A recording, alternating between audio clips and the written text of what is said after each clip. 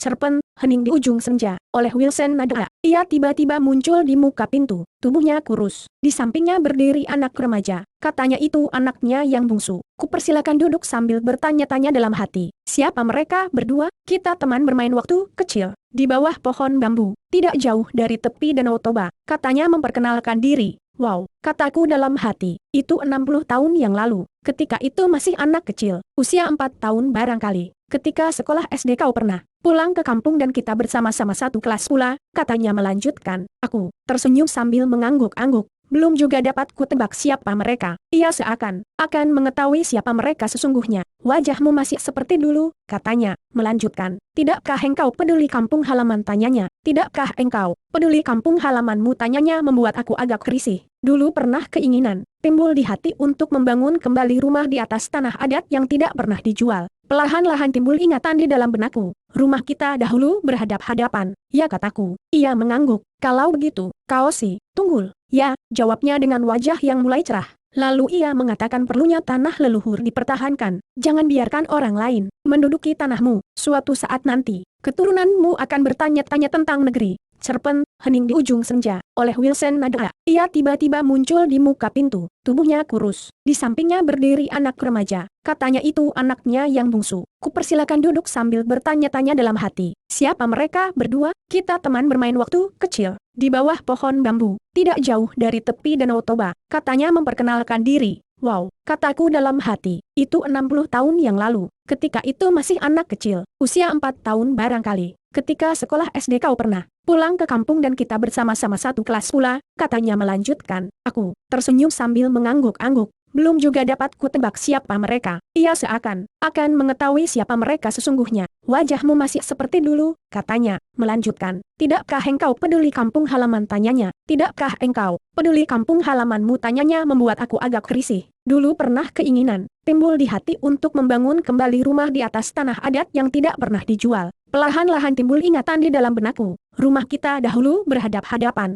Ya, kataku. Ia mengangguk. Kalau begitu, kau si Tunggul. Ya, jawabnya dengan wajah yang mulai cerah. Lalu ia mengatakan perlunya tanah leluhur dipertahankan. Jangan biarkan orang lain menduduki tanahmu. Suatu saat nanti, keturunanmu akan bertanya-tanya tentang negeri leluhur mereka, katanya dengan penuh keyakinan. Kita sudah sama tua, mungkin tidak lama lagi kita akan berlalu. Kalau kau perlu bantuan, aku akan menolongmu. Akan kupikirkan, kataku. Nanti kubicarakan dengan adik dan kakak, jawabku. Pertemuan singkat itu berlalu dalam tahun. Pembicaraan sesama kakak beradik tidak tiba pada kesimpulan. Masing-masing sibuk dengan urusan sendiri. Dan ketika aku berkunjung ke kampung halaman, kutemukan dia dengan beberapa kerabat dekat lainnya. Kudapati ia terbaring di tempat tidur, di ruangan sempit 2 kali 2 meter. Beberapa selang oksigen di hidungnya. Ia bernapas dengan bantuan oksigen. Matanya berkaca-kaca sambil mulutnya berkata, "Kudengar kau datang. Beginilah keadaanku. Sudah berbulan-bulan, agak sulit baginya berbicara. Dadanya tampak sesak bernapas. Aku tidak mungkin berbicara mengenai tanah itu. Kuserahkan persoalannya kepada keluarga dekat. Dalam kesibukan, waktu jua yang memberi kabar. Seorang kerabat dekat, waktu berjumpa di Jakarta, berbisik padaku, Tunggul sudah tiada, pada usia yang ke-67. Oh, Tuhan, kataku kepada diriku sendiri. Kami lahir dalam tahun yang sama, sebelum segala sesuatu rencana terwujud. Usia telah ditelan waktu. Giliranku bisiku pada diriku. Rendi selalu datang dalam mimpi, diam-diam, lalu menghilang. Dahulu ia teman sekantor, tetapi karena mungkin ingin memperbaiki nasib, ia mengirim istrinya ke Amerika. Justru ingin mengadu nasib, ia menyusul kemudian dengan meninggalkan pekerjaan tanpa pemberitahuan. Lewat Bali, Hawaii, ia sampai ke California. Di negeri penuh harapan ini ia memulai karirnya yang baru. Bangun subuh dan mengidari bagian kota, melempar-lemparkan koran ke rumah-rumah. Entah apa lagi yang dilakukannya, demi kehidupan yang tidak mengenal belas kasihan. Setahun berada di sana, ia kehilangan istrinya, derita yang membawa duka karena kanker payudara. Sepi merundung hidupnya, di tengah keramaian kota dan keheningan pagi dan senja, membuatnya resah.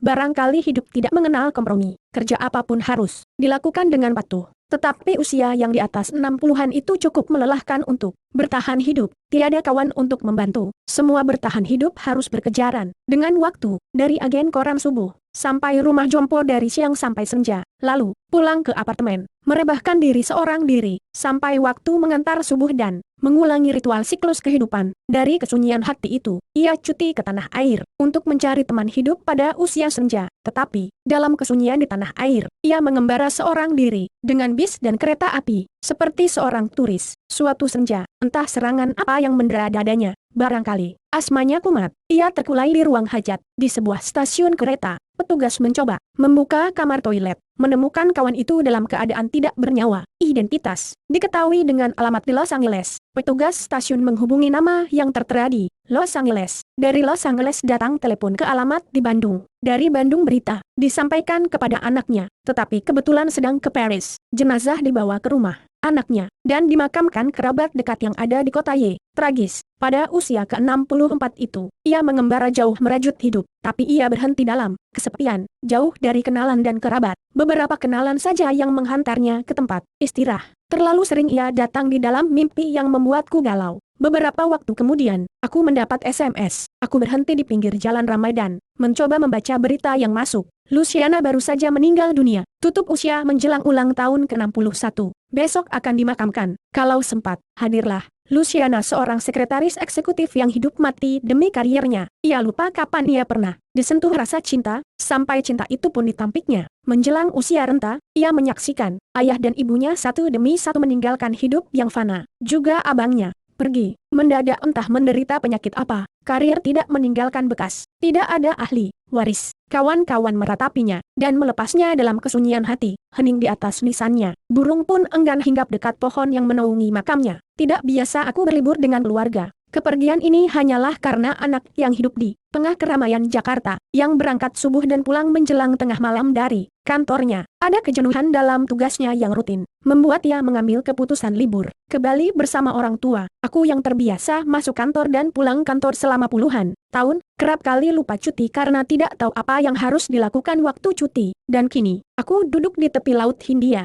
menyaksikan ombak memukul-mukul pantai, dan sebelum senja, turun ke tepi laut. Matahari memerah dan bundar. Cahaya keindahan Tuhan, sangat mengesankan. Ratusan orang dari pelbagai bangsa terpaku di atas batu-batu. Tiba-tiba ada dering di HP istriku. Sebuah SMS dengan tulisan, "Tan, Ibu Maria baru saja meninggal dunia. Kasihan dia. Di dalam kitab sucinya banyak mata uang asing." Ibu Maria menyusul suaminya yang sudah bertahun-tahun meninggal dunia. Dalam usianya yang ke-72, ia pekerja keras sepeninggal suaminya yang dipensiunkan sebelum waktunya. Suaminya meninggal dalam usia ke-67 saat anaknya berpergian ke luar negeri dan tidak hadir ketika penguburannya. Ibu Maria meninggal mendadak. Aku baru saja menerima telepon dari kakakku yang sulung. Dalam usianya yang ke-78, ku dengar suaranya gembira, walaupun aku tahu sakitnya tidak kunjung sembuh. Kalimat terakhirnya dalam telepon itu berbunyi, "Tetaplah tabah, Dik, kamu dan anak-anakmu, semua, anak cucuku dan buyut, supaya mereka tetap sehat." Dan tadi pagi, aku teringat, usia menjelang ke-70. Walaupun sebenarnya belum sampai ke situ, aku bertanya-tanya kepada diriku, jejak mana yang sudah kutoreh dalam hidup ini, dan jejak-jejak apakah yang bermakna sebelum tiba giliranku. Aku terpekur, hening di ujung senja. "Tamat mereka," katanya dengan penuh keyakinan. "Kita sudah sama tua, mungkin tidak lama lagi kita akan berlalu. Kalau kau perlu bantuan, aku akan menolongmu." Tanda petik ganda tutup. "Akan kupikirkan," kataku. "Nanti kubicarakan dengan adik dan kakak," jawabku. Pertemuan singkat itu berlalu dalam tahun. Pembicaraan sesama kakak beradik tidak tiba pada kesimpulan. Masing-masing sibuk dengan urusan sendiri. Dan ketika aku berkunjung ke kampung halaman, kutemukan dia dengan beberapa kerabat dekat lainnya. Kudapati ia terbaring di tempat tidur, di ruangan sempit 2 kali 2 meter. Beberapa selang oksigen di hidungnya. Ia bernapas dengan bantuan oksigen. Matanya berkaca-kaca sambil mulutnya berkata, "Ku dengar kau datang. Beginilah keadaanku. Sudah berbulan-bulan. Agak sulit baginya berbicara. Dadanya tampak sesak bernapas. Aku tidak mungkin berbicara mengenai tanah itu. Kuserahkan persoalannya kepada keluarga dekat. Dalam kesibukan, waktu jua yang memberi kabar. Seorang kerabat dekat, waktu berjumpa di Jakarta, berbisik padaku, Tunggul sudah tiada. Pada usia yang ke-67, tanda petik ganda tutup. Oh, Tuhan, kataku kepada diriku sendiri. kami lahir dalam tahun yang sama. Sebelum segala sesuatu rencana terwujud, usia telah ditelan waktu. Giliranku bisiku pada diriku. Rendi selalu datang dalam mimpi, diam-diam, lalu menghilang. Dahulu ia teman sekantor, tetapi karena mungkin ingin memperbaiki nasib, ia mengirim istrinya ke Amerika. Justru ingin mengadu nasib, ia menyusul kemudian dengan meninggalkan pekerjaan tanpa pemberitahuan. Lewat Bali, Hawaii, ia sampai ke California. Di negeri penuh harapan ini ia memulai karirnya yang baru. Bangun subuh dan mengidari bagian kota, melempar-lemparkan koran ke rumah-rumah. Entah apa lagi yang dilakukannya, demi kehidupan yang tidak mengenal belas kasihan. Setahun berada di sana, ia kehilangan istrinya, derita yang membawa duka karena kanker payudara. Sepi merundung hidupnya, di tengah keramaian kota dan keheningan pagi dan senja, membuatnya resah. Barangkali hidup tidak mengenal kompromi, kerja apapun harus dilakukan dengan patuh. Tetapi usia yang di atas 60-an itu cukup melelahkan untuk bertahan hidup. Tiada kawan untuk membantu. Semua bertahan hidup harus berkejaran dengan waktu, dari agen koran subuh sampai rumah jompo dari siang sampai senja, lalu pulang ke apartemen, merebahkan diri seorang diri, sampai waktu mengantar subuh dan mengulangi ritual siklus kehidupan. Dari kesunyian hati itu, ia cuti ke tanah air untuk mencari teman hidup pada usia senja. Tetapi, dalam kesunyian di tanah air, ia mengembara seorang diri, dengan bis dan kereta api, seperti seorang turis. Suatu senja, entah serangan apa yang mendera dadanya, barangkali asmanya kumat. Ia terkulai di ruang hajat, di sebuah stasiun kereta. Petugas mencoba membuka kamar toilet, menemukan kawan itu dalam keadaan tidak bernyawa. Identitas diketahui dengan alamat di Los Angeles. Petugas stasiun menghubungi nama yang tertera di Los Angeles. Dari Los Angeles datang telepon ke alamat di Bandung. Dari Bandung berita disampaikan kepada anaknya, tetapi kebetulan sedang ke Paris. Jenazah dibawa ke rumah anaknya dan dimakamkan kerabat dekat yang ada di kota Y. Tragis, pada usia ke-64 itu, ia mengembara jauh merajut hidup, tapi ia berhenti dalam kesepian, jauh dari kenalan dan kerabat. Beberapa kenalan saja yang menghantarnya ke tempat istirahat. Terlalu sering ia datang di dalam mimpi yang membuatku galau. Beberapa waktu kemudian, aku mendapat SMS. Aku berhenti di pinggir jalan ramai dan mencoba membaca berita yang masuk. Luciana baru saja meninggal dunia. Tutup usia menjelang ulang tahun ke-61. Besok akan dimakamkan. Kalau sempat, hadirlah. Luciana seorang sekretaris eksekutif yang hidup mati demi karirnya. Ia lupa kapan ia pernah disentuh rasa cinta, sampai cinta itu pun ditampiknya. Menjelang usia renta, ia menyaksikan ayah dan ibunya satu demi satu meninggalkan hidup yang fana. Juga abangnya pergi, mendadak entah menderita penyakit apa. Karir tidak meninggalkan bekas, tidak ada ahli waris. Kawan-kawan meratapinya, dan melepasnya dalam kesunyian hati. Hening di atas nisannya, burung pun enggan hinggap dekat pohon yang menaungi makamnya. Tidak biasa aku berlibur dengan keluarga. Kepergian ini hanyalah karena anak yang hidup di tengah keramaian Jakarta, yang berangkat subuh dan pulang menjelang tengah malam dari kantornya. Ada kejenuhan dalam tugasnya yang rutin,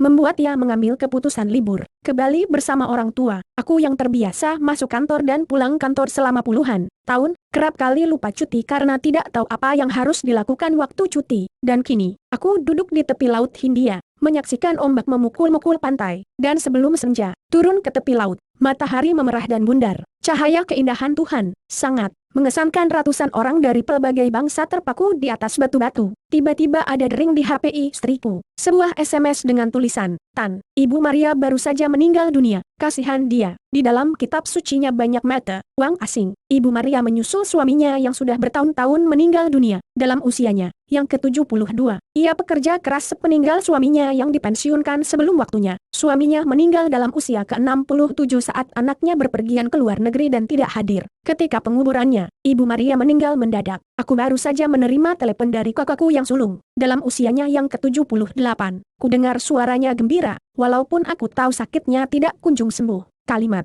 terakhirnya dalam telepon itu berbunyi, "Tetaplah tabah, Dik, kamu dan anak-anakmu, semua, anak cucuku dan buyut, supaya mereka tetap sehat." Dan tadi pagi, aku teringat, usia menjelang ke-70. Walaupun sebenarnya belum sampai ke situ, aku bertanya-tanya kepada diriku, jejak mana yang sudah kutoreh dalam hidup ini, dan jejak-jejak apakah yang bermakna sebelum tiba giliranku. Aku terpekur, hening di ujung senja. Tamat.